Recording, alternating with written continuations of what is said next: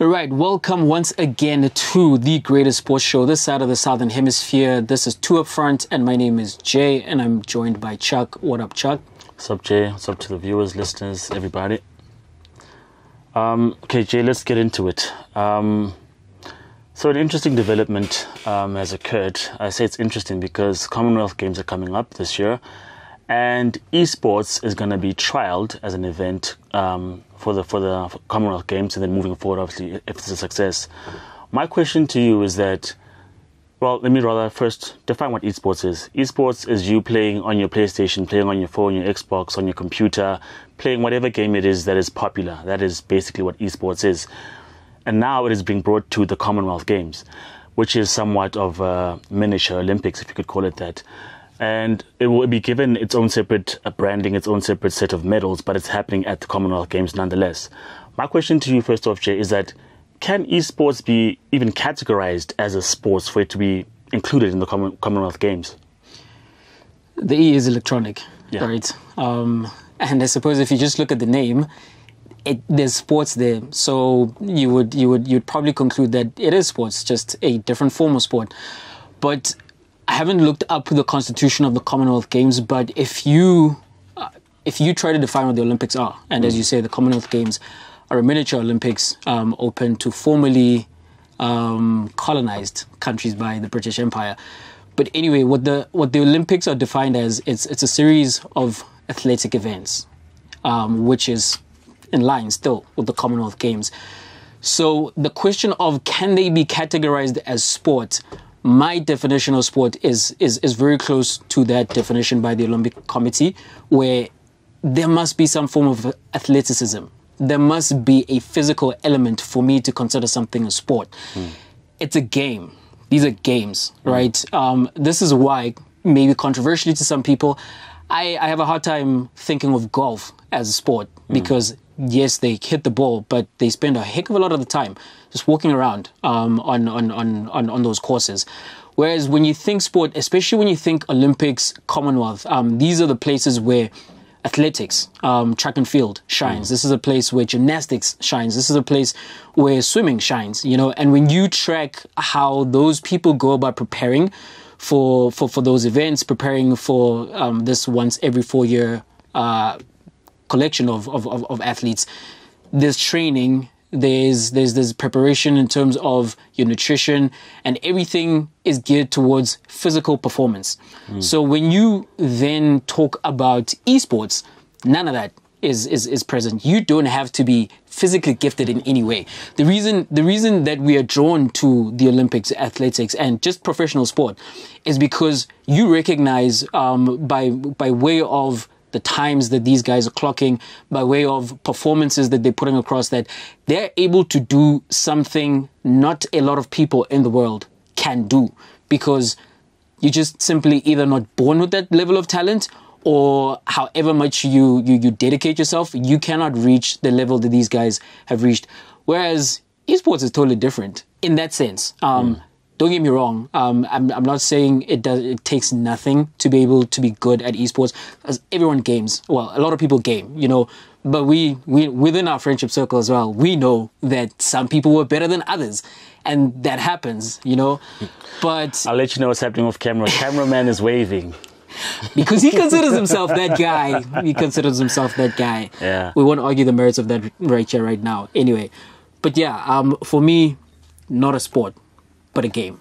I think that's spot on. It's quite interesting that they've actually taken the step to include it in the Commonwealth Games. I mean, look, I think they're really riding the crest of the wave because this industry is booming. There's lots of money, there's lots of interest, there's a lot of eyes on this particular genre of sports, if we could call it that, because they categorize it as a sport.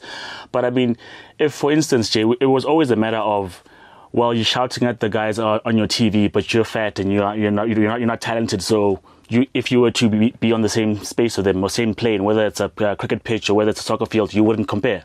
But now the fat boy has a say if you are going to go controller for controller.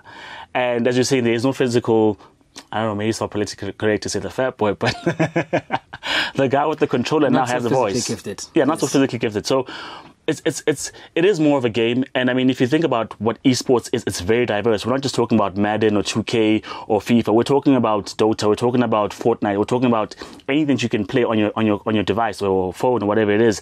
And to take that and put it in the same place as the Olympics, for me, is quite strange. I mean, as much as swimming is different from hockey and hockey is different from track and field and it is different from shot put and all that, as you're saying, the same thing that you can always put them under is that physical exertion, that practice, that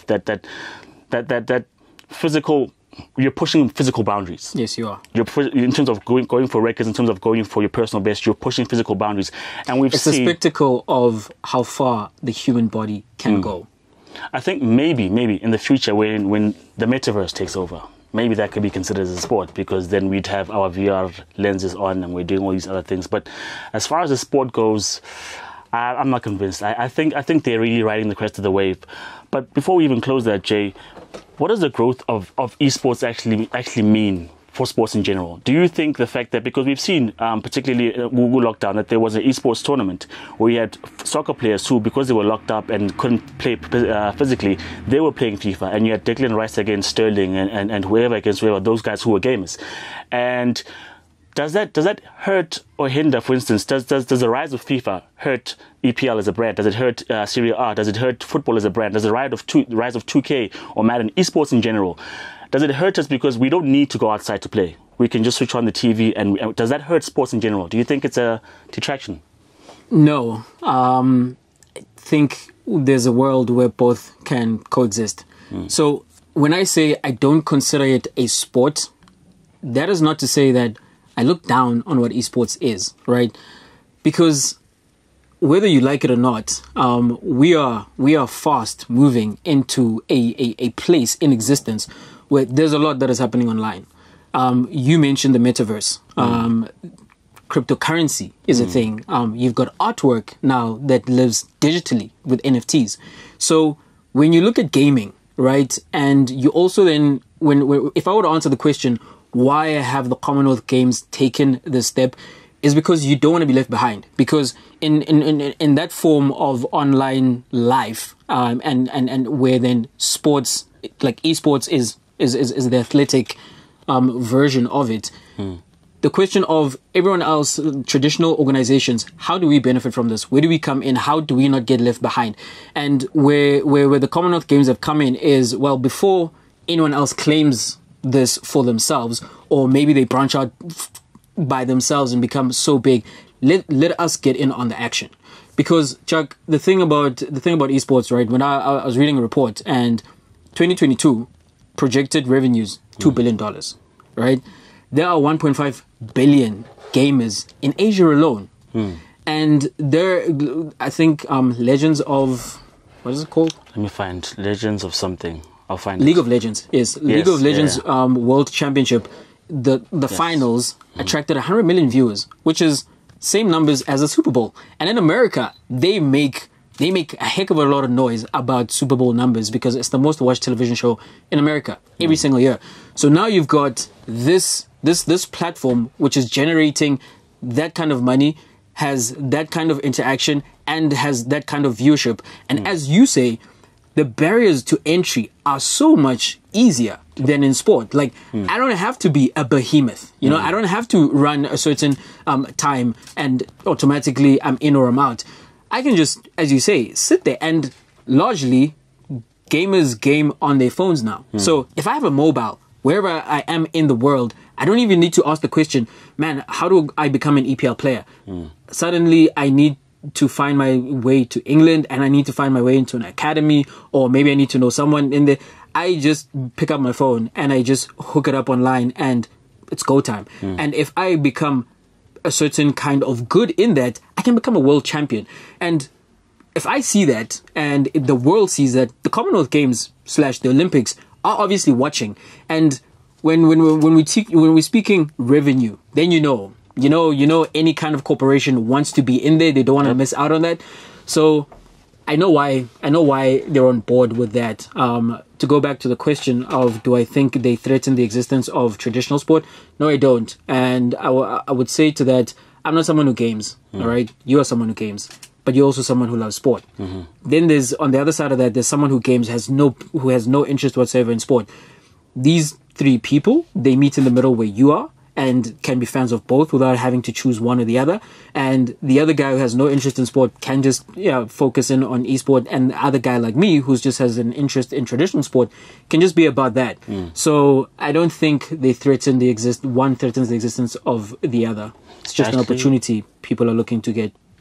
I actually think I'm on the other side of the spectrum, because I feel it won't happen immediately. But I mean, if traditional sports is looking to include esports because of its rapid rise, and if you look at the fact that it's easy to get into, I mean, never mind that it's easy to get into, there is no age limit. I mean, if you're 70 and you're kick-ass good, you're probably going to be on the stage there winning a medal. You could play for the rest of your life. There's no injuries to worry about. You can literally sit there and just do whatever. But the thing is this, Jay, slowly, technology is taken over. Whether we like it or not, it is taken over. And life, as we know it, is moving in a particular trajectory. That's the word. In a particular direction. Let's use that word. And I'm thinking that as time goes, if the Commonwealths have adopted that and it's successful, what's stopping the Olympics from doing that? And sooner or later, because the growth on its own, Jay, is probably, if we would consider it a sports, it's probably the quickest rising sports in history in terms of viewership, in terms of attention, in terms of money being spent in there, because they're a billion-dollar industry because of in-app purchases. You buy this particular gun, you buy this particular jewel or gem or whatever, you go to the next level. And I'm thinking, Guti, if there are no boundaries and you can start from whenever, and now kids are being taught via the laptop, via tablets and laptops, and those are slowly phasing out books in most parts of the world. How do we then get them on the field? Because if I can play FIFA and I can be Neymar today, why should I run and be at the back of the line huffing and puffing? And it's the easy way out, basically, for me. And it's infectious, it's contagious, because you see it every day. I'm sure just about every day, because, Jay, we've got like a stream of sports accounts on our Instagram. I'm sure every 2 days you see someone opening a FIFA pack, revealing Mbappe or a Neymar, and they're celebrating, and it's flooded our timeline. I think sooner or later, this is what it's going to hurt sport. I believe somehow. How do you foresee that suppressing sports? Because one, for instance, in what way? Let's look at it this way. One, I think it is the cheaper way to get into gaming. One, maybe if you're talking about your PS5 or Xbox, it might not be as cheap, but your normal phone gets you into a game. You don't have to buy a ticket. If you're watching, you can stream just about anything and everything. You don't have to buy a ticket to get to the stadium. You don't have to buy any equipment. You don't have to stay up to date with any of the equipment. If your phone is good to go, you're good to go. And so I do believe, Jay, if technology-wise, electronically-wise, if we're geared to go in a particular direction, why would sports survive? If the petrol car and the diesel car is dying out because of the electrical car, and I know those are necessities, but that's where the world is going. There is no company big enough to say, as Toyota, we decide which we're not going to go electric. They have to go that way. That's where the world is going. How will sports survive those things? I mean, in the case of a pandemic, football stops because we can't do that. Netball, soccer, whatever, it stops, but esports continues. It's like the cockroach of gaming. It cannot die. It will not die. It will outlast the Holocaust. It will last whatever happens. It will keep on going. And if anything, technology is making leaps and bounds. We're going to go to 6G and it'll be immersive. It'll be, why aren't you in it more than anything else? I think if you are making a case that it may grow to be bigger than traditional sports, I think there's an argument to be made there. I don't think it's going to suppress sport though, because I honestly believe the two things exist on different planes. When you ask the question that if you can just game or you can be Neymar on your device, why would you go out there and do that on a pitch? The thing is, if you've got Neymar type talent, you are going to play. And there is something to be said about traditions. There's something to be said about history. There's something to be said also about the things that human beings know and trust and are used to. And the thing about sport is, as much as you are gaming, if you really suck at sport, Chuck, if you really suck, and I came to you and said, hey, let's go play a game of football, and you're like, nah, because you're really good at the thing that's in your hand and your device, so you'd rather do that. But if you are good at football and you love the game, because that's the other thing, you are gonna go and play. At the same time, when it's time for you to get on your phone or your device and to game, you're going to do that as well. So I don't think it's a matter of, because athletes are going to continue to be born. And the moment you discover your athletic ability, the moment that you realize that you are able to do something physically that not many other people are able to do, also because it still offers the riches. It still offers the fame. And when I speak about the history, you've got an opportunity to line yourself up within a pantheon of greats that not many people will be able to do. You know, and there is still, even with eSport, there is still a matter of how good can you be? Because when you flood the market with that many gamers, it's going to be harder for you to distinguish yourself and be that good. You know, so in my opinion, that's a whole different field of play as what sport is, which is why I'd make the definition that one is a sport, one is a game. The two things are not going concurrently and headed to a headway where one would need to survive while the other one perishes, essentially. I just think, Jay, with the way the world is going, and for instance, let's just go with that Neymar analogy that we tossed up. If I'm not good at football and I do all I can to avoid it because I can't hide it. But behind my phone, no one knows who Gamer X is, and I can build my way up. Even if I suck for 10 years, you don't know who it is. But if I'm with you with the ball, Jay, and I can't score for the life of me, I know which now these guys are watching me and they know I'm weak. Imagine the draw that has. Jay, when you're talking about people who are talented, that is that 1 in a million kind of a player. So as much as you're saying, if the market is flooded in terms of esports, that is that 1 in a million gamer who is at the top getting the prize money and all that. If it is hard enough to get into sports, never mind elite level, but in terms of equipment, in terms of, I mean, we talk about how we don't even have equipment at gas. We don't have a cricket pitch, we don't have a rugby pitch, but we've got fiber. On our fiber, we've got internet. Celsi, MTN gives us internet. We can play on our phones, or we have access. So my whole thing is that even if you suck, you can get into it, and there's nothing that could pull you away. Because why learn something new and be embarrassed when I can learn something new behind my phone, behind my device? That's how I feel it's hurting sports, because we are going electric. Here's the thing, Chuck. Even prior to the advent of esport, if you are not good at football, literally at some point you get to a point, or whatever sport, you get to a point where you just drop out. Like, as simple as that, you drop out of it. I mean, when I say I'm not a fan of gaming, it's not because I've never done it before. I've done it and I've tested what is my hunger for this, my appetite for it, and it's just not for me. You know, and I do believe there's a bunch of people out there who are like that. And I believe as well, there are a bunch of people out there as well who really enjoy it. But also at some point you're gonna know that as much as I enjoy it, I'm not so good that I'm headed towards a professional career. Because as well, if you ask me to go play football right now, I'll go play. Am I thinking that maybe someone will spot me and I'm going to be a professional football player? No, but I just enjoy it. You know, so as a matter of, you see sports where maybe there's a greater danger for your health, like boxing or rugby or whatever. Maybe as a parent, you're like, I'd rather have my kid playing a game on their phone than being out there doing that. But something like football is as easy. Maybe even other instances, it's easier to organize a game of football than it is to play a game on your phone. If you're someone like Sadio Mane, for example, and you come from a background where you have no access to even a mobile device, you're not even thinking about becoming a gamer, but you literally step out of your door and you can play a game.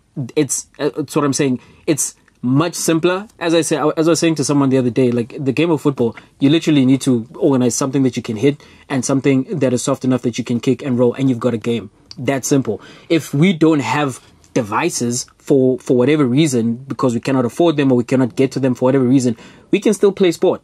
And for me, ultimately, I don't think it's going to be a question of would I rather do this or that for every single person. And someone who's as equally talented, let's say, to become a professional in this and that, I think you're just going to be a professional in both arenas. Because as I'm saying, there's just something about sport, Chuck, where it occupies a certain level in society, and people still want to be the big man on campus. I think differently. I mean, to conclude, because I feel with the changes that we've made in terms of what we live like in the last 50 years outpace what we've done in the last 200, 300 years as a society, as a people. And I don't know how long will these traditions hold. I mean, they've held on very well. Stadia are being built. They're superstars in terms of football, cricket, you name it, right?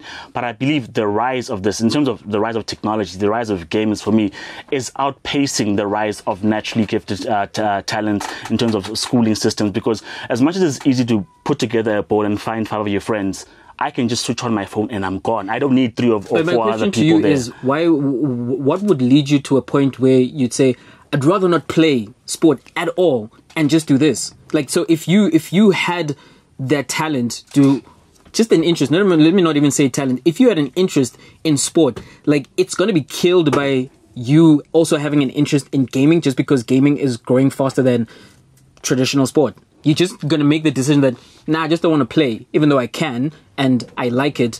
Like, your interest might be waning as a result of your interest growing in another department? I think it's a matter of if enough people are doing it and you're the only one kicking a ball. I mean, Donna, if, for instance, let me give you a simple example. At 4:30, we all knew there's no one in the streets. We're all watching Dragon Ball Z.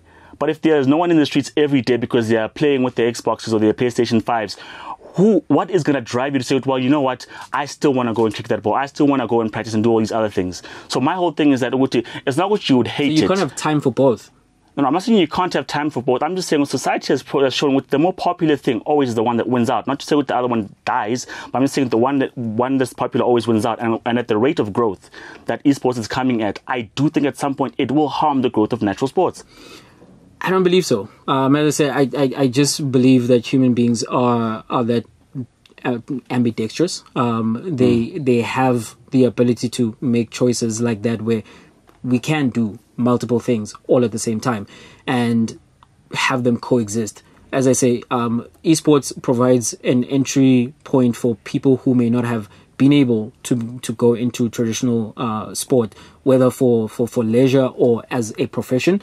But it's not gonna take away from the guys who actually want to do that. Like the parent who's busy with Project Mbappe and then realizes that their kid is that good. I don't think you're gonna pivot and be like, you know what, maybe rather go do esport, because it may happen that they're just not as good in the other thing, or it may happen that they are equally as good, and it's like, okay, do both things. I don't think it's gonna come to a point where one has to give way because of the rise of the other. I think if you're trying your Project Mbappe, nothing's going to get in your way. But I'm just saying, for the masses, that's why I'm into those people who are differently talented are one in a million, just like those who are at the top of the esports game are one in a million. But for the general public, if your options are, because I mean, we grow up and we have a phone in our hands as little kids. When you say options, it's either or. Like, you're thinking about it as either or. No, I'm not saying either or. What I'm saying is that at the particular rise of sports, it's going to be a thing. It's going to be a thing where the options really are the majority of us. It'll be a number of 7 out of 10 people are playing esports right now. There's only 3 of us playing soccer. Will we persist with soccer? Yeah, because we'll just play it at a different time. That's what I'm saying. Because if you are playing a game globally, we live in a world where there are different time zones. So while people in Asia or New Zealand, whatever, are playing at a particular time, that's like midnight for us. And when when it's during the day for you and me, and let's go play football, okay, let's go do that. And then at the time where you and your online friends from the other side of the world then can get to a place where you can play, you'll play at that time. So that's what I'm saying. Like, for me, it's not a matter of, well, now that I am so into gaming, I don't have any time whatsoever for sport. I think the people who will say that are people who, in any case, would not have had time for traditional sport.